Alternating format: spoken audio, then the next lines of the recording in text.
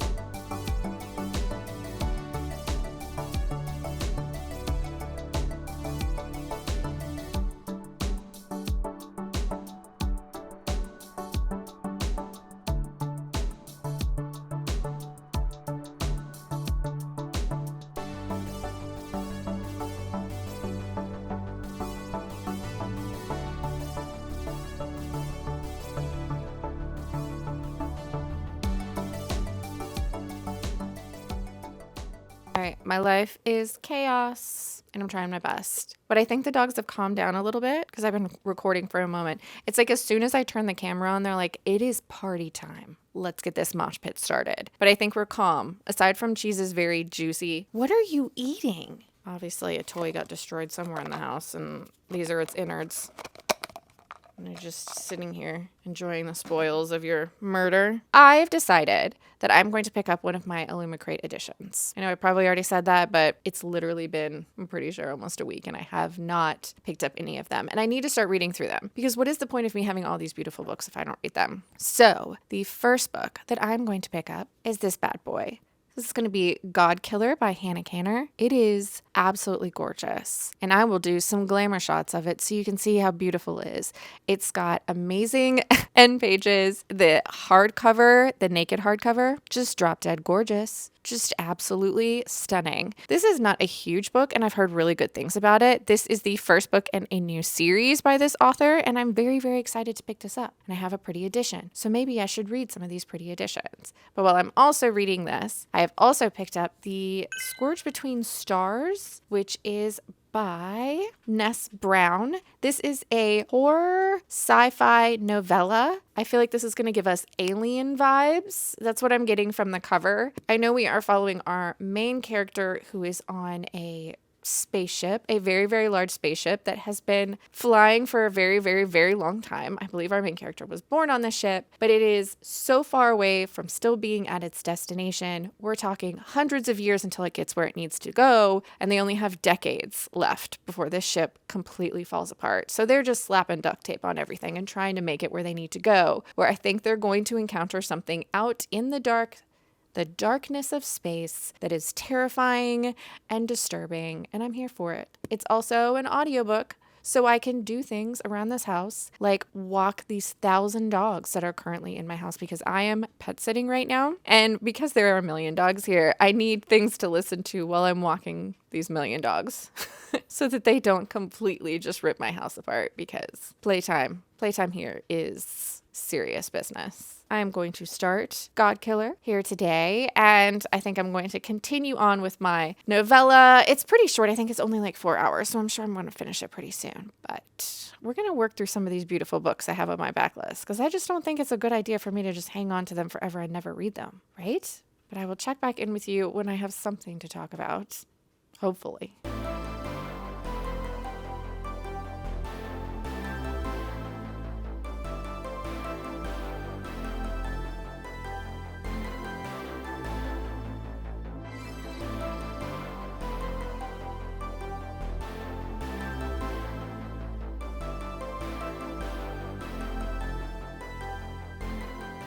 Well, I'm outside with like 7,500 dogs right now, so this is going to go really well. Also, something is touching my eyelashes.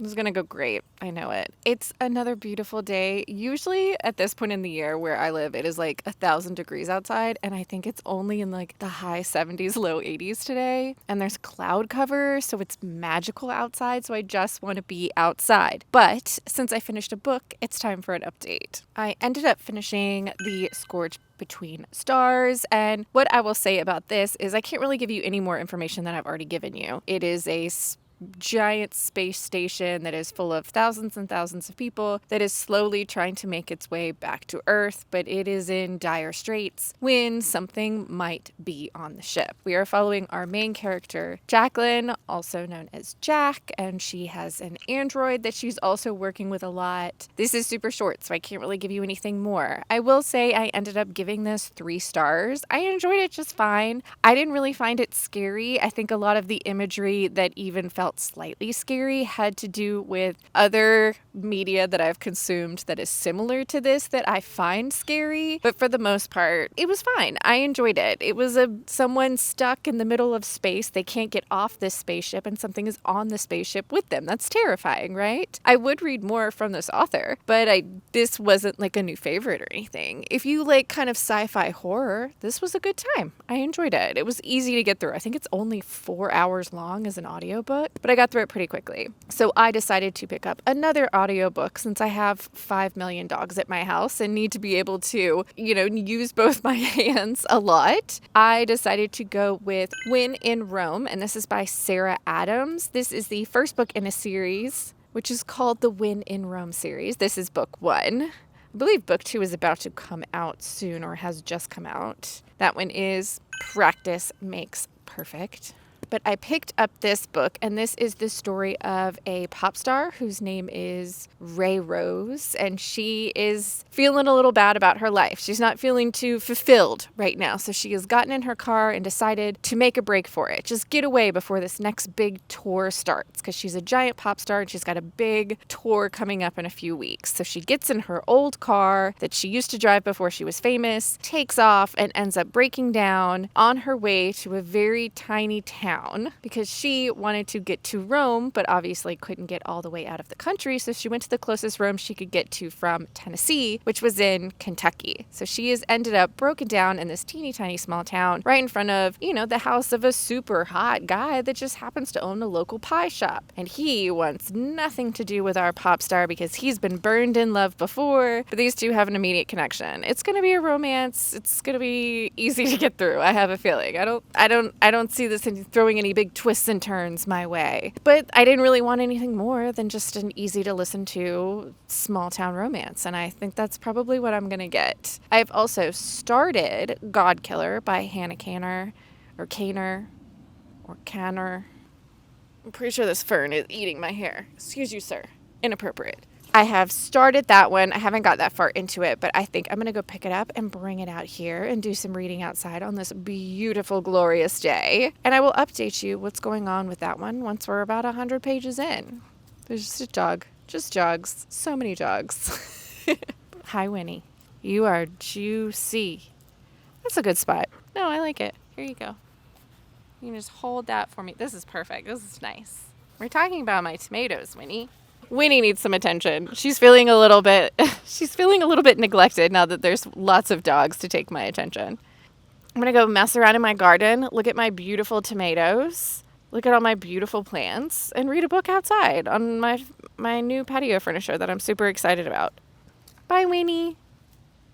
And hopefully these dogs will get some of this energy out of their system while they run around and chase each other and just slobber all over each other outside on this beautiful day.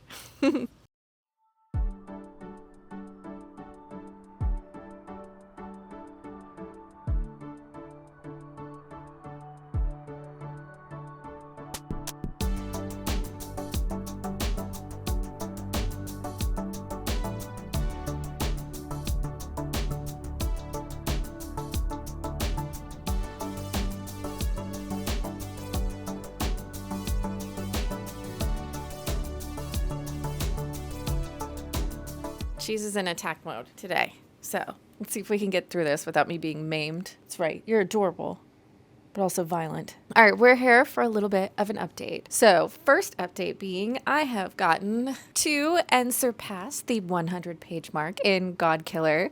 And now I can give you a more informed summary of what this book is about so far. We start off the story with a prologue that is taking place 15 years prior to the eventual start of the story. In the prologue, we meet Cassian, and she is from a family that has been blessed and is favored by a sea god. But horrible circumstances happen. Cassian barely makes it out alive. Then we jump forward 15 years in the future, and we are now following Cassian as she is a god killer. Basically, in this world, in this book, gods not only were a real thing, but were just heavily populating all areas. It doesn't take much to make a god, and it takes people and their prayers and thoughts and wants and needs to create a god. And then through tributes and sacrifices and prayer, gods become more and more powerful. But years prior to this book opening, a young prince who becomes king has basically abolished all gods. So they've gone through, killed out the majority of gods, and now it is illegal to worship, pray, have totems to any sort of god. They basically go around killing any god they can encounter. And from the opening of the book, you can kind of see why this is probably something that could happen. Kissian is now a god killer, so she, similar to a witcher, kind of is trained and goes around from place to place and isn't really looked on favorably, but provides a service that's necessary. She kills gods that spring up around this kingdom. We are also following Inara. Inara is 12 years old and the daughter of a noble, and Inara is special because she is somehow connected to this very small god who is another one of our point of views. I'm going to call him Skady. Skady is a very small god. He's the god of white lies, and he kind of looks, it sounds like he kind of looks like a jackalope with wings, but he's somehow connected to Inara. The two of them don't know how they became bonded, but they are bonded and can't travel very far distances from each other. They are stuck together. And our final point of view is Elo, and he, as we open the book, is working as a baker, but used to be the king's knight, and sounds like he was a very powerful and influential person within the king's world before the king became the king. Now, the first 100 pages or so of this book is introducing you to the characters and slowly having circumstances that happen that get all of them together, because now at the 100-page mark, we are going on a journey together. And so far, you like everybody, even if you don't like them. Also, I would be terrible in this world because I immediately fell in love with our tiny little jackalope god. He sounds adorable. Apparently Cheese has something to say about that. Excuse me. Do you have the grumbles? Hello? Is anybody home? But I'm actually really enjoying this. I like the world that's been created. In 100 pages, we've created a really good world. Give us a bunch of characters that I really, really enjoy, and everybody's very fleshed out. I know their motivations. I can picture them visually. I like this. I think this has really been good. I mean, I now understand who these people are on the hardcover. They are all of our point of views, including our little jackalope with wings. So I'm really enjoying that one. It's going very well. In other updates, I actually DNF'd when in Rome. I basically, from the 30% mark of this book, could tell you beat for beat what was going to happen. I don't think that's a bad thing. And at first, I thought that's what I was looking for, just something very easy to listen to, contemporary romance. But I could tell what the conflicts were going to be. I could tell what the third act conflict was going to be. I knew who was going to end up being our villain and what the big twists were going to be. I knew basically exactly what was going to happen. And I just wasn't really interested in where it was going. I think that, now, do I know if I'm right?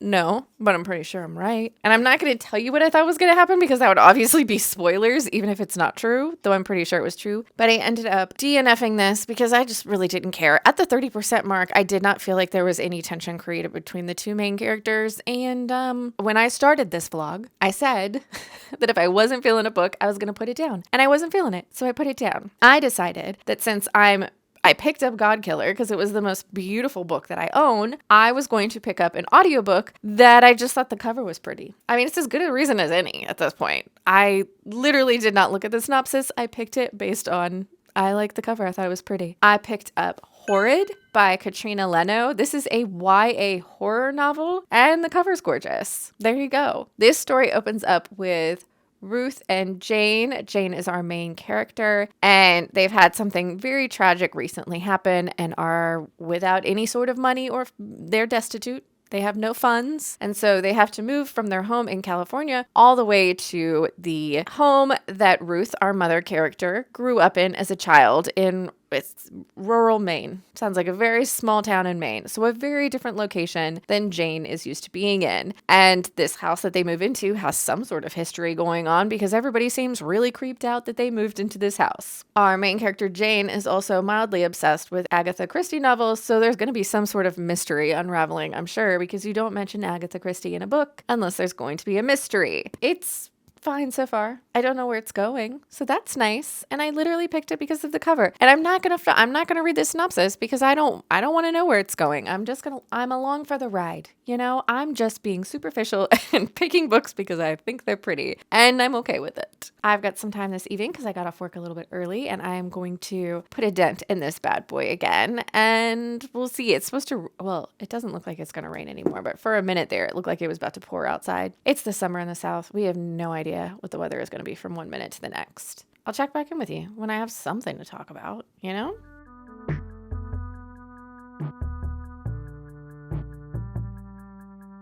Can I sit here? Can I sit here, dogs? All right, well, hopefully you can see me because I had planned on doing this today, seeing as how I finished both my books, giving you a little update, and then the sky is about to open up outside. Everything is almost black, and I can hear thunder in the distance. So we're about to get an epic summer thunderstorm, and it's supposed to last the rest of the day, so this is the lighting we're getting. I hope it's moody. I hope it's moody and mysterious instead of just dark and you can't see anything. I finished both of my books, and let's talk about it. I'm actually kind of glad that I was superficial and chose books by their covers because I ended up enjoying, well, at least somewhat enjoying both of these books. The audiobook I was listening to, Horrid, which was a YA horror, ended up being completely fine. It isn't a new favorite. I ended up giving it 3 stars. It was creepy and spooky and basically using horror to discuss other topics, like all horror movies and books and media tends to do. This was having a lot of discussions about, I believe, mental health, family trauma, family secrets, using the creepy, kooky setting and the supernatural elements to discuss these things. But it is one of those books where you have to make the decision whether or not actual creepy supernatural things are happening or if our main character is having some sort of mental health crisis. It was fine. It didn't really scare me, but I find that I don't necessarily get as scared by horror books as I do by horror movies. And it had a pretty open ending, which I usually like in my horror because I like that, you know, the scariest part is the unknown. The scariest part is what happens next. And you and your brain kind of have to make that. Also, this is like the second horror book in a row that I've read that has a creepy rose garden. I don't know what that's about, but apparently I should be terrified of roses and didn't realize it. Didn't even know. I'm going to develop a new phobia, apparently, because I need to keep up with the times. Didn't realize roses equal terrifying. I really thought the cover was beautiful and the book was fine. I'm not a new favorite, but if it was something you're interested in, it was fine. It was good. I enjoyed it. The next book that we are going to talk about, first of all, we need to talk about that. My friend Cheese, who is currently snoozing underneath my knees right now, thought that the cover just needed just a little bit of texture. Just a little bit of extra texture down here at the bottom. It's fine. It's just the most beautiful book I own. It's fine. If my dog decided to just take this off of a very high shelf, I don't know how she got up there, and chew on it. So now it's Cheese approved. It's fine. It gives it character. It gives it texture. But I finished GodKiller. And my final thoughts on this are, I loved this. I absolutely loved this. I really enjoyed the first 100 pages where we were getting all of our characters where they needed to be. But after that, the story just took off. So much happened. So many things. So many things happened. In the 188 pages after the first 100 pages that I first initially checked in with you, so many things happened. Our characters went through so much action happened. The world that has been built in such a small amount of pages, I'm completely invested in. I loved the kind of climax of the ending, the action that happened, our cliffhanger. It was all amazing. And like usually happens in these kind of stories, our found family, you know, the beginning of the book slowly brings them all together, and then the big climax tears people away from the group. And the cliffhanger leaves you immediately wanting to pick up the next one, and the next one doesn't exist yet. So I'm very excited this was such a hit. If you like found family adventure stories, if you like fantasy stories that have lore that has to do with gods, if you like characters that resemble jackalopes, this was really good. Oh, I don't know if you could hear that, but there was a big thunder rumble just now. This is going to be a big storm. That's fine. I've only got one place to go today, and until I leave this house, I can just cozy up with a book during a thunderstorm, because what could be better? Now, this beautiful book, there we go. Now that she's back in her puppy chewed dust jacket, can go on the shelf, and hopefully I can pick up another one of these beautiful books that has just been collecting dust and looking pretty. You know, this one wasn't just pretty. She had substance inside. She's got a good personality. But that, kids, is going to be the end of this pizza party. If you had fun hanging out with us, please subscribe. I hope you're reading good books out there, wherever you are, and I'll see you next time.